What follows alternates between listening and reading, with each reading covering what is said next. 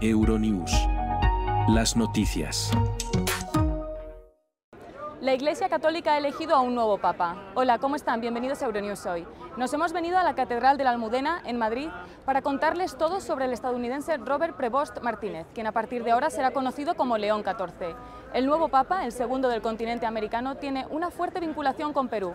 Pasó 40 años allí y tiene la nacionalidad peruana. Se trata de un pontífice que se prevé tenga un papado continuista al de Francisco. Les ofrecemos un perfil para conocer la trayectoria del nuevo líder católico.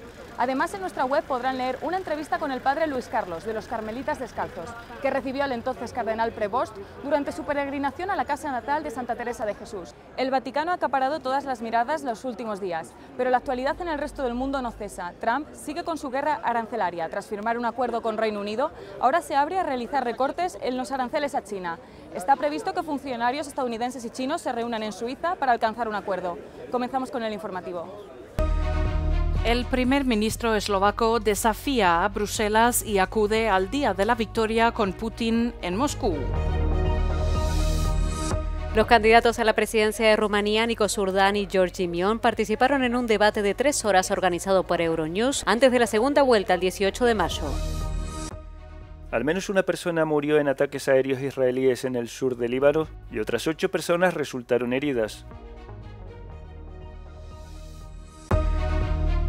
Al menos 5 civiles han muerto tras un intenso intercambio de disparos entre soldados indios y pakistaníes en Cachemira. Habemus Papam.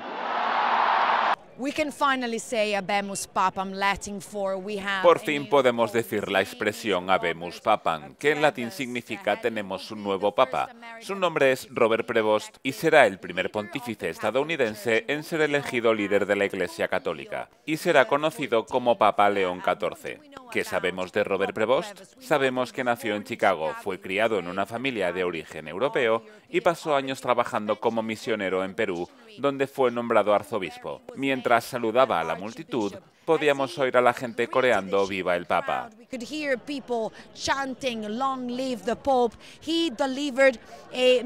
Dio un mensaje de paz. Quisiera ofreceros un saludo de paz que llegue a vuestras familias, a todos donde quiera que estéis.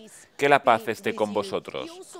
También rindió homenaje al Papa Francisco y habló sobre la importancia de construir puentes. Y es quizás la figura que los cardenales estaban buscando cuando se trata de encontrar a alguien que sea capaz de unir a un electorado muy dividido, pero lo más importante, unir a la gente.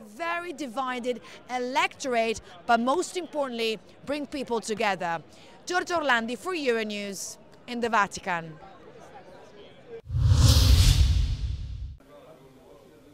El mundo esperaba con expectación conocer la identidad del nuevo Papa después de que el humo blanco ondeara sobre la Capilla Sixtina, indicando que el conclave había llegado a una votación exitosa.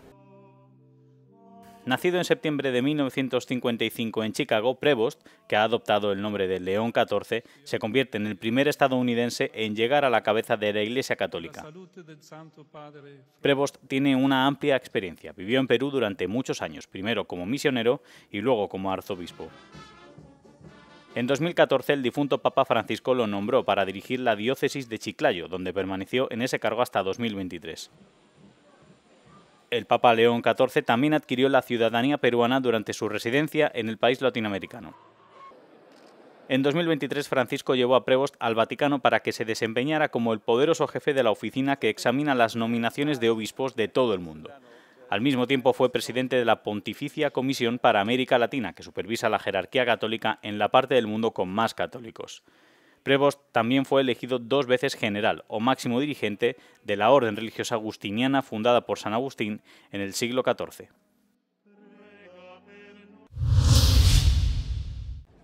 Hemos salido a la calle a preguntar qué opina la gente del nuevo Papa, León XIV.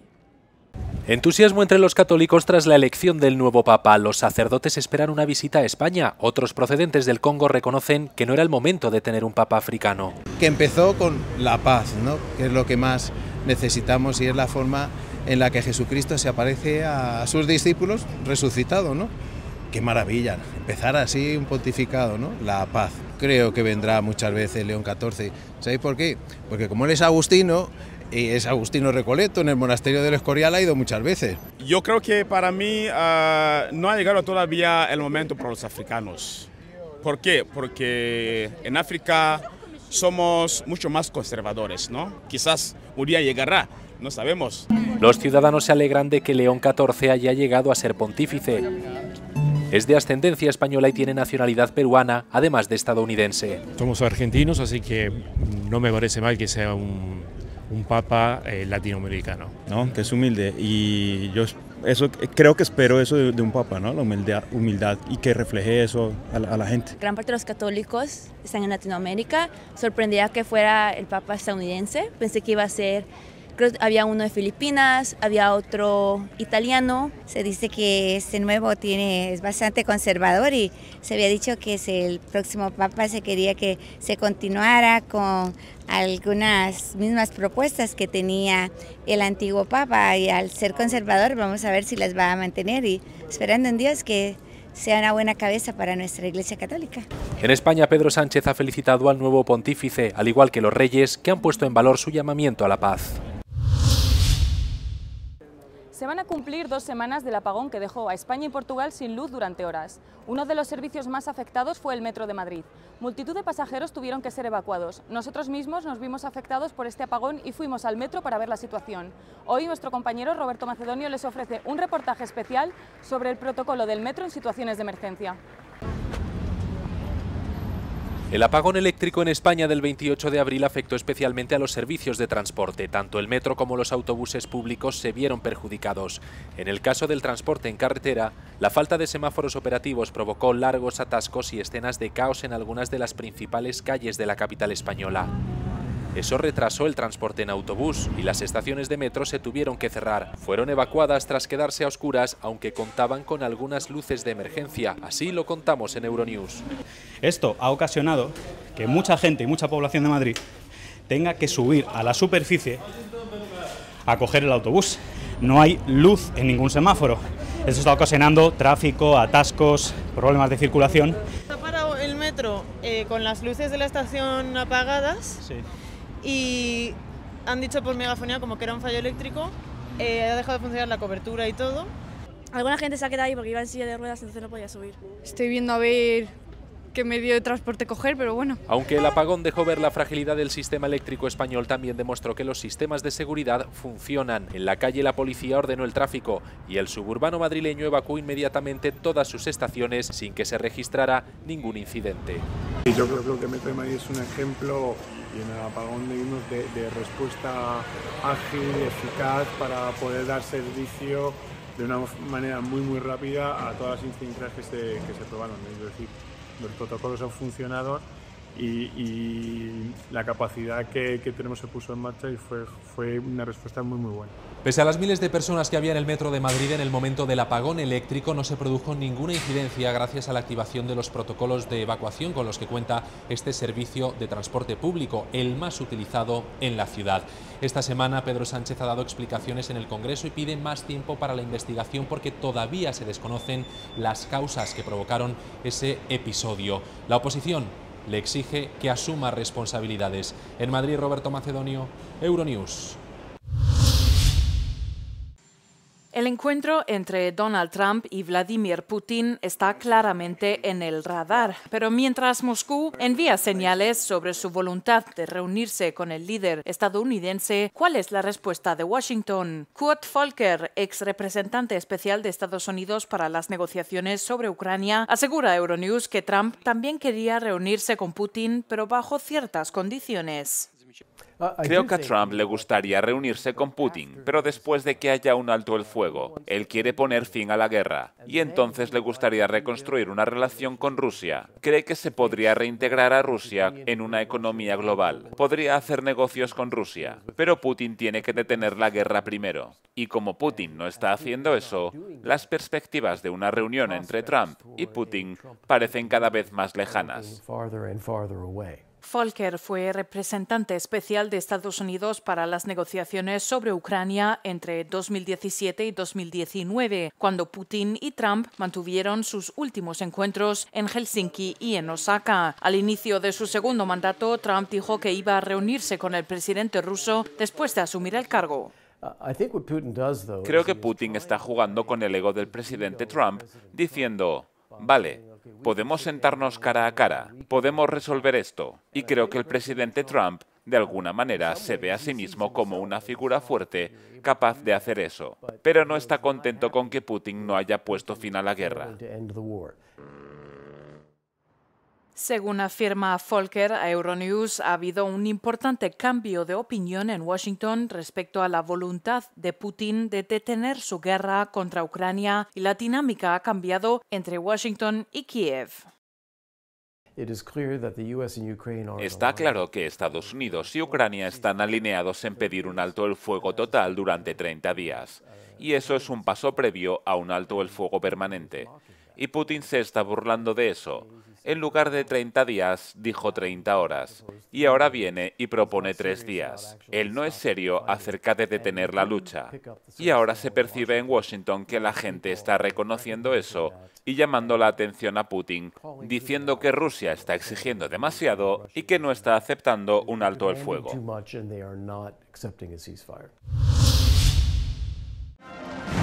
Francia conmemoró el jueves los 80 años del final de la Segunda Guerra Mundial.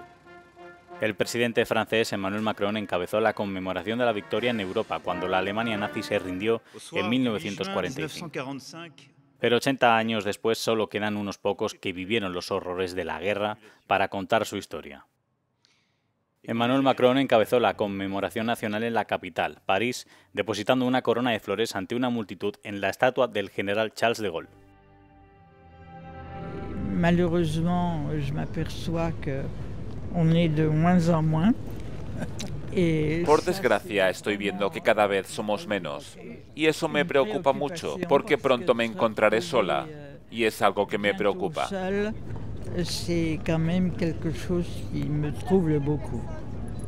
Marciana Marcinowski tenía 9 años cuando París fue liberada tras años de ocupación nazi.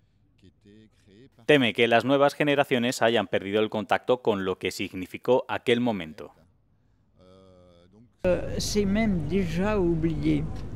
Ya está olvidado, porque una cosa es segura. En las escuelas nos hemos olvidado por completo de hablar de la Segunda Guerra Mundial o incluso de la Primera Guerra Mundial. Con la invasión a gran escala de Ucrania por parte de Rusia a las puertas de Europa, el pasado se siente más cerca que nunca para muchos veteranos. Estoy muy comprometido con la paz. Nosotros debemos hacer todo lo posible para evitar que la gente se mate entre sí. Estoy muy unido a este mensaje porque he visto sufrir a demasiada gente, mujeres y niños de las formas más atroces. Y lucharé por la paz con todas mis fuerzas.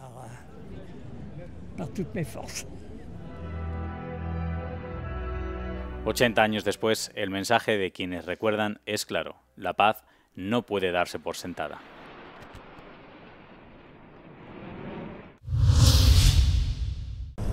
Rusia ha celebrado el 80 aniversario de su victoria contra la Alemania nazi con un enorme desfile militar en Moscú, que contó con la presencia del primer ministro eslovaco Robert Fico, a pesar de las advertencias de Bruselas.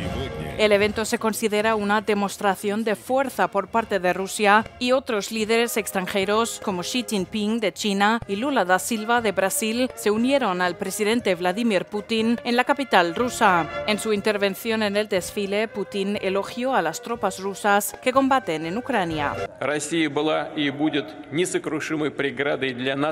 Rusia ha sido y será una barrera infranqueable para el nazismo, la rusofobia, el antisemitismo y contrarrestará las atrocidades cometidas por los defensores de estas ideas agresivas y destructivas. La verdad y la justicia están de nuestro lado. Todo nuestro país, toda la sociedad y todo el pueblo apoyan a los participantes de la operación militar especial en Ucrania. Estamos orgullosos de su coraje y determinación, la fuerza del espíritu que siempre nos ha traído la victoria. El presidente de Serbia, Aleksandar Vučić, realizó el miércoles su primer viaje a Rusia desde la invasión de Ucrania, a pesar del mensaje de la UE de que visitar Moscú podría hacer descarrilar las ambiciones serbias de unirse al bloque. Euronews Rumanía recibió los dos candidatos presidenciales, el alcalde de Bucarest, Nico Surdan, y el líder de la Alianza para la Unión de los Rumanos, George Simion, en un encendido debate de 3 horas. Se trataron numerosos temas, entre ellos la invasión rusa de Ucrania, en la que los dos candidatos ofrecen posturas muy diferentes. Federația Rusă se hrănește din haos și din menținerea de conflicte înghețate. La Federación Rusa se alimenta del caos y de los conflictos congelados. Ucrania nos necesita a nosotros, no al contrario. Así que tienen que respetar los derechos nacionales y religiosos del 500.000 de rumanos que viven en Ucrania. Por el sistema Patriot donado por Klaus Iohannis, un acto de traición a los intereses de Rumanía, y por otros gastos que los rumanos han pagado de su bolsillo por Ucrania, tenemos que beneficiarnos de la reciprocidad. De reciprocitate. Para que Ucrania logre una paz justa, necesita el apoyo de los países de Occidente, incluido el de Rumanía. Rumanía también debe participar en este esfuerzo para tener derecho a decir que desea participar con sus empresas más adelante en la reconstrucción de Ucrania. Si quieres la paz, debes estar preparado para la guerra. Al hablar de cómo votarían sobre un mayor apoyo de la UE a Ucrania cuando representen a Rumanía en el Consejo Europeo, ambos siguieron mostrando su desacuerdo. Securitatea României și securitatea Republicii Moldova depinde în mod esențial de modul în care se va... La seguridad de Rumanía y Moldavia depende crucialmente de cómo termine la guerra en Ucrania. Deseo que la guerra en Ucrania, en la que Rusia es el agresor, termine con una paz justa que convenga a Ucrania. De lo contrario, estamos dando paso a más tensiones regionales. Alte tensiuni teritoriale. Țara mea este România. Voi vota numai. Mi país es Rumanía. Votaré solo de acuerdo con los intereses de la nación rumana y sin dar prioridad a otros estados. Alte state. Amo a mi país y creo que los escolares, agricultores y pensionistas deben tener prioridad. Nuestra posición ante la guerra de agresión de Rusia contra Ucrania, que dura ya 3 años y no lleva a ninguna parte, es la neutralidad, no la escalada, no la alimentación con armas y una alineación perfecta con las políticas de la administración Trump.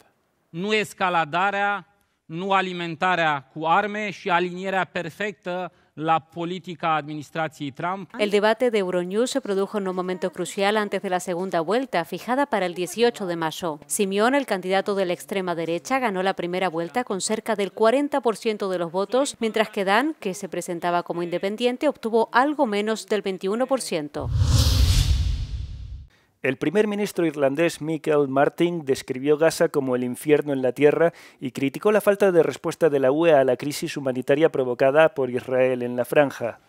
También condenó lo que ha descrito como la militarización por parte de Israel de las necesidades vitales básicas, refiriéndose al bloqueo impuesto por las autoridades israelíes a la entrada de alimentos y ayuda en Gaza durante casi 2 meses.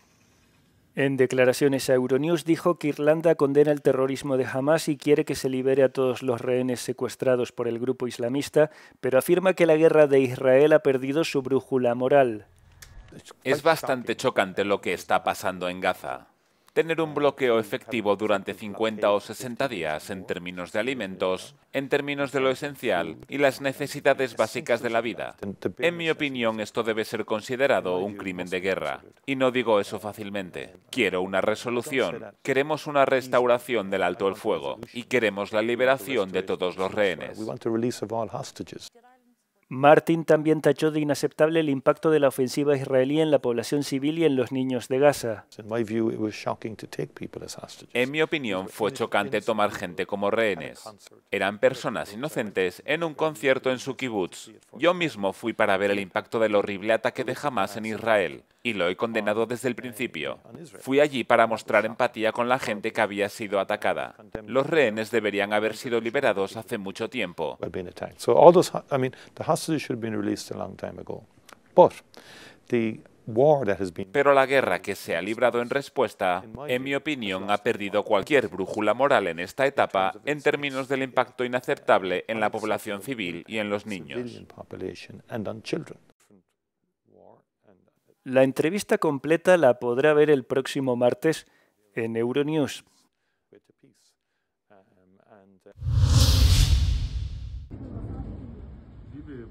Al menos una persona murió en los ataques aéreos israelíes de este jueves en la región de Nabatie, en el sur de Líbano, según el Ministerio de Sanidad libanés.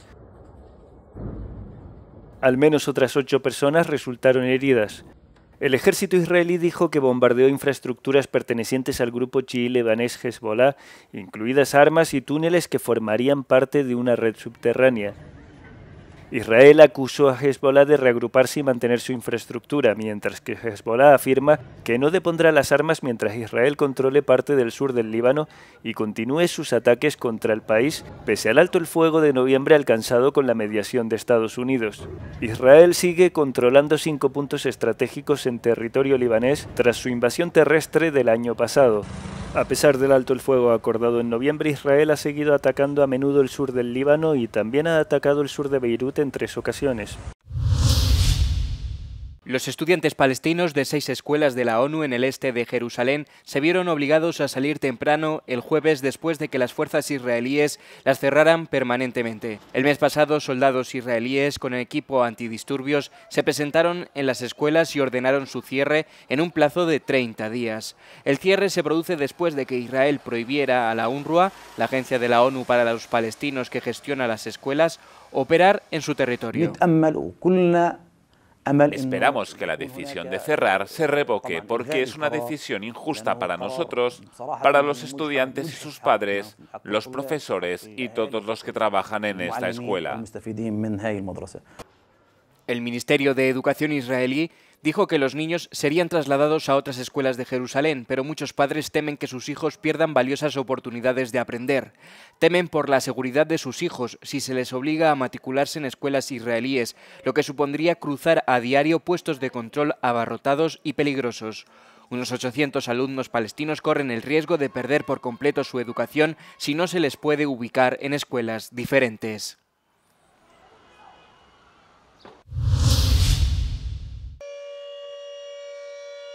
Al menos 5 civiles murieron tras un intenso intercambio de disparos entre soldados indios y pakistaníes a lo largo de la línea de control que divide Cachemira. Militares indios dijeron que respondieron después de que tropas pakistaníes bombardearan sus puestos durante la noche. Los habitantes de las ciudades fronterizas afirmaron que los disparos continuaron hasta bien entrada la mañana del viernes. 4 civiles murieron en la Cachemira controlada por Pakistán. En el lado indio de la frontera, una mujer murió y otros 2 civiles resultaron heridos, según la policía. Las tensiones se han disparado desde que militantes atacaron un lugar turístico en la Cachemira controlada por la India, matando a 26 personas. El miércoles, India realizó ataques aéreos contra varios lugares en territorio pakistaní, a los que Pakistán prometió responder. La crisis ha perturbado la vida cotidiana tanto en India como en Pakistán, con el cierre de escuelas y la suspensión de vuelos en las regiones fronterizas. Corea del Norte ha disparado este jueves una serie de misiles balísticos de corto alcance frente a su costa oriental. Los militares surcoreanos dicen que los misiles pueden haber sido lanzados para probar su rendimiento antes de que Pyongyang planee exportar las armas. Los militares están tomando las medidas necesarias y están analizando los antecedentes y la intención de los lanzamientos. Sin embargo, también se valora que los lanzamientos puedan haberse hecho para probar el rendimiento para posibles exportaciones o la estabilidad del vuelo. Aunque el portavoz no nombró al destinatario, Corea del Norte ha estado enviando equipos militares y tropas a Rusia para ayudar en su invasión a gran escala de Ucrania. Pyongyang negó previamente cualquier implicación en la guerra. Sin embargo, el mes pasado confirmó que había enviado tropas para ayudar a Rusia. Los servicios de administración electrónica están siendo ignorados por los ciudadanos de la UE. ¿Pero por qué? Leyes, prestaciones, impuestos, horarios, las páginas web de las administraciones públicas son indispensables y, sin embargo, solo el 47% de los ciudadanos de la UE las consulta, según los últimos datos de Eurostat. Búlgaros y rumanos prescinden casi por completo de estas plataformas. Solo el 14% se refirió a ellas en un periodo de 12 meses. Su popularidad también es muy baja en Italia y Polonia. Dinamarca, Finlandia y Chipre se sitúan en el otro extremo del espectro, con índices de uso del 75% o superiores.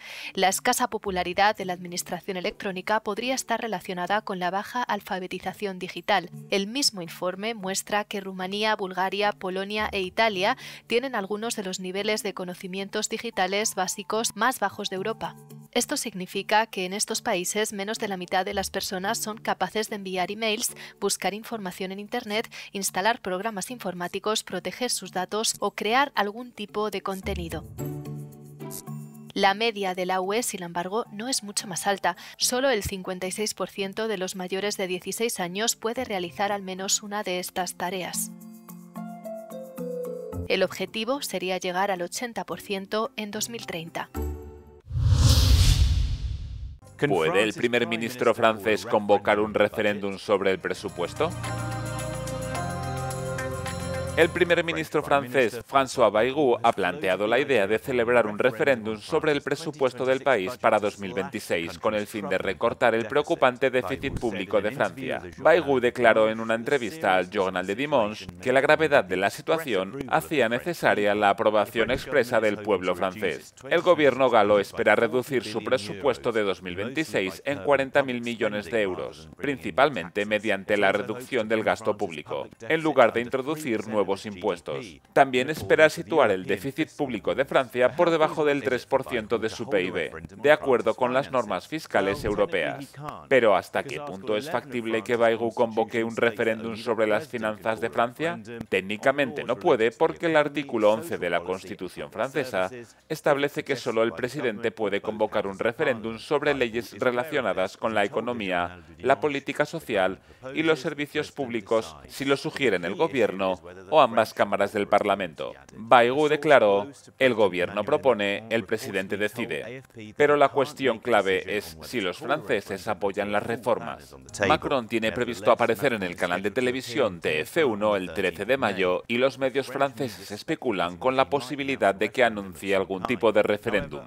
Sin embargo, el artículo 47 de la Constitución también establece explícitamente el proceso de aprobación del presupuesto francés. En concreto, dice que tanto la Asamblea Nacional como el Senado deben examinar y votar el proyecto de ley de finanzas en un plazo estricto de 70 días. Como el procedimiento presupuestario está consagrado en la Constitución, cualquier intento de celebrar un referéndum sobre él se enfrentaría probablemente a recursos judiciales.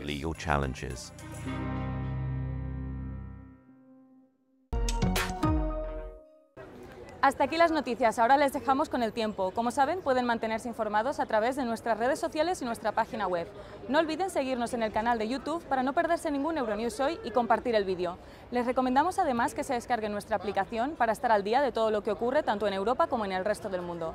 Tras la previsión meteorológica podrán ver el vídeo No Comment. Buen día y buena suerte.